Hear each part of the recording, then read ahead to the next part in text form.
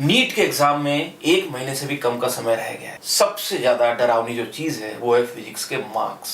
Coaching में आपका syllabus खत्म हो गया बट स्टिल फिजिक्स में मार्क्स नहीं बढ़ रहे। मान लीजिए ठीक है, आपकी जैसी भी प्रिपरेशन रही है बट आपने साल भर फिजिक्स में पढ़ाई तो की है, कुछ तो पढ़ा है। There must be something to be done कि आपका ये जो दिमाग से डर है फिजिक्स को लेकर के वो कम होना चाहिए। जब आप फिजिक्स के क्वेश्चंस को देख करके या पेपर में फिजिक्स को देख करके पैनिक हो जाते हैं, आप बस क्वेश्चन रीड करते हैं लेकिन आप भावनाओं में चले जाते हैं, आंसू आ जाते हैं कि आप क्वेश्चन पढ़ रहे हैं और आंख से टप टप गिरने लगता है। हेलो बच्चों, नीट के एग्जाम में 1 महीने से भी कम का समय रह गया है और इस कम समय में सबसे ज्यादा डरावनी जो चीज है वो है फिजिक्स के मार्क्स। आप लोग कई सारे टेस्ट दे रहे होंगे, आप लोग कई सारी आपने टेस्ट सीरीज ज्वाइन कर रखी है, आप डेली क्वेश्चंस कर रहे हैं, पढ़ रहे हैं, अपने नोट्स रिवाइज कर रहे हैं। कोचिंग में आपका सिलेबस खत्म हो गया बट स्टिल फिजिक्स में मार्क्स नहीं बढ़ रहे। फिजिक्स अब एक तरह से ऐसा सब्जेक्ट हो गया कि जिसमें क्वेश्चंस करो तो गलत ही होता है, राइट। ये जो डर आपको लग रहा है ये लास्ट टाइम में और डरावना हो जाता है और इस डर के कारण आप अपने जिस पोटेंशियल पे हैं उस पोटेंशियल को भी यूज नहीं कर पाते। यानी मान लीजिए ठीक है, आपकी जैसी भी प्रिपरेशन रही है बट आपने साल भर फिजिक्स में पढ़ाई तो की है, कुछ तो पढ़ा है, कुछ क्वेश्चंस तो किए, कुछ तो सीखा है ना। कम से कम उतने नंबर तो आपको आने चाहिए जो आपने सीखा है।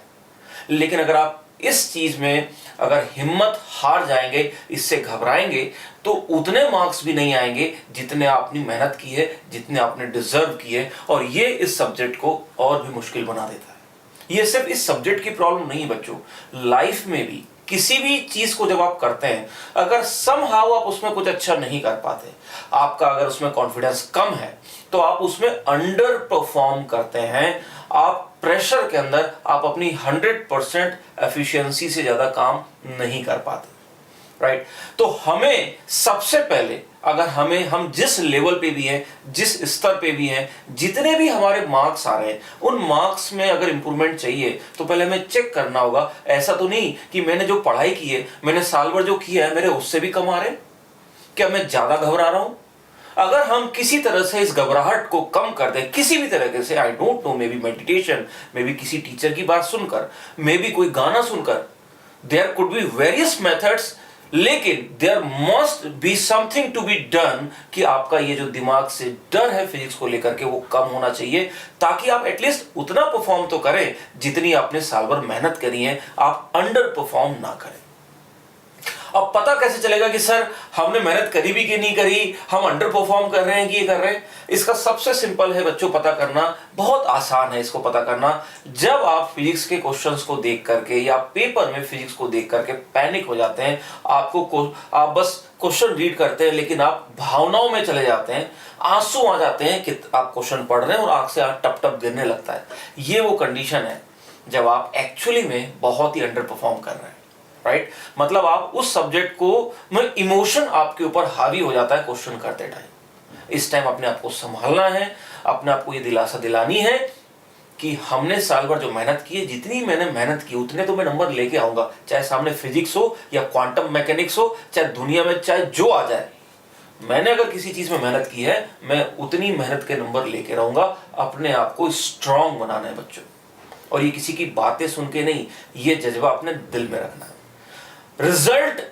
रिजल्ट को जब आप हर क्वेश्चन के ऊपर अगर आप जब रिजल्ट को सोचने लगते हैं कि ये क्वेश्चन नहीं होगा तो मेरा नहीं होगा, ये क्वेश्चन हो गया तो मेरा हो जाएगा, जब आप इस तरीके से ये फॉल्स जो आप अपने दिमाग में डेटा डालते हैं, ये दोनों तरफ से गलत है। एक क्वेश्चन कर लेने से किसी का सिलेक्शन नहीं होता है और एक क्वेश्चन नहीं होने से भी किसी का सिलेक्शन रुक जाए, ऐसा नहीं है, राइट।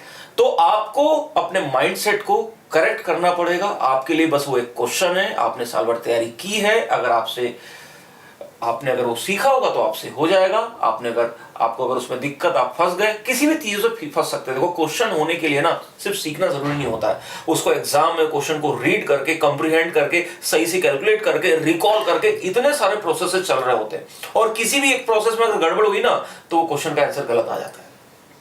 इसलिए तो वो क्वेश्चन है, नाम ही उसका प्रॉब्लम है। क्यों प्रॉब्लम बोला जाता है? क्योंकि वो प्रॉब्लम है, राइट। तो प्रॉब्लम होगी मतलब आपने लास्ट तक बहुत अच्छे से एग्जीक्यूट किया है। अगर प्रॉब्लम नहीं हुई है तो इसका मतलब ये नहीं कि आपको नहीं आता है, इसका मतलब ये है कि एग्जीक्यूशन में कहीं ना कहीं कोई प्रॉब्लम है। और वो कहीं ना कहीं प्रॉब्लम या तो लैंग्वेज, या तो आपको अंग्रेजी सही से समझ में नहीं आ रही लैंग्वेज, या आप रिकॉल फॉर्मूला नहीं कर पा रहे, या फिर आप कैलकुलेशन में मिस्टेक कर रहे हैं। ये 3 फंडामेंटल मिस्टेक्स है। या एक चौथी प्रॉब्लम, आपने वो पढ़ा ही नहीं, बिल्कुल ही नया क्वेश्चन आ गया, राइट। लेकिन ये जो भी है, आप अपनी प्रॉब्लम को आपको आइडेंटिफाई करना पड़ेगा। लेकिन होता क्या है, क्वेश्चन नहीं होते ही हम लोग मेंटली बहुत वो हो जाते हैं, इमोशनल, कि अरे यार मेरे को तो ये आता ही नहीं है, मेरे को ये पूरा चैप्टर ही नहीं आता। अरे चैप्टर तो क्या, मेरे को पूरा सब्जेक्ट ही नहीं आता, मैं तो निकम्मा हूं। ये स्पाइरल रॉन्ग है। वो बात एक छोटे से क्वेश्चन से हुई थी, उसकी तह में जाने के बजाय आप बर्ड आई व्यू की तरह बाहर आ जाते हैं। आप उस टॉपिक को ही ब्लेम नहीं करते, आप उस चैप्टर को ब्लेम कर देते हैं, और चैप्टर ही नहीं, आप उस पूरे सब्जेक्ट को ब्लेम कर देते हैं। ये होता है, ये आम बात है, सब करते हैं। लेकिन MS धोनी की तरह, जैसे धोनी मुश्किलों के वक्त में खड़ा रहता है, वो अपने दिमाग के अंदर ही सोचता है कि प्रॉब्लम कहां आई, अगर वो ठीक हो सकती है तो ठीक है, नहीं तो आगे बढ़ जाओ। ऐसे आपसे कोई क्वेश्चन नहीं होता तो आइडेंटिफाई करो क्या क्या प्रॉब्लम्स हैं।